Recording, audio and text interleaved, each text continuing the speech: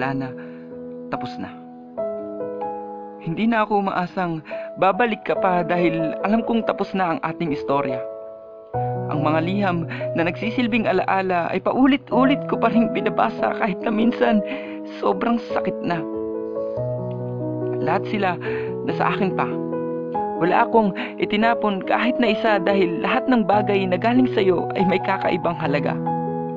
Saka nagbitaw rin ako ng pangako noon sa sarili ko na lahat ng bagay na ibibigay mo ay papahalagahan, iingatan at mamahalin gaya ng ginagawa ko sa'yo. Pakiramdam ko kasi ang bawat bagay na ibibigay mo ay mismong ikaw.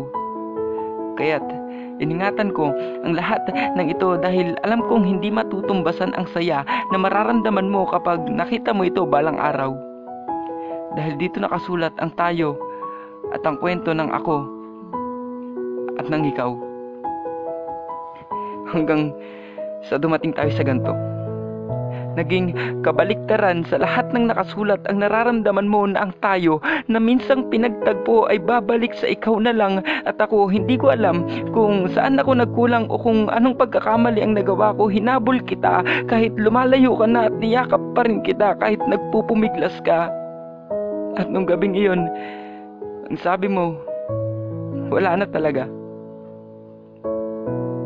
Kaya ngayon, handa ko nang pakawalan ang lahat ng ito. Dahil nawalan na ng saysay ang lahat ng binitawan mong pangako na hindi ka bibitaw at hindi mo ako iiwan. Nasaan ka na?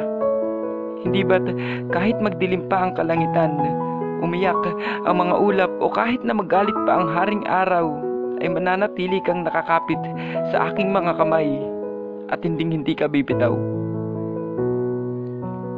Isinara mo na ang ating aklat. Kaya't ito na rin siguro ang panahon para bitawan ko na rin ang aking panulat. Sobrang hirap kapitan ng isang taong pilit ka nang binibitawan, nakakapagod lapitan ang isang taong pilit ka ring nilalayuan at sobrang sakit mahalin ang taong matagal ka nang sinukuan. Kaya ngayon, maraming salamat at paalam sa mga munti mong liham. Salamat sa mga alaala, salamat sa pagdamay sa akin sa mga panahon na ang mga sumulat sa inyo ay bigla na lang nawala. Kayo ang naging saksi sa madalas ko na pagluwa.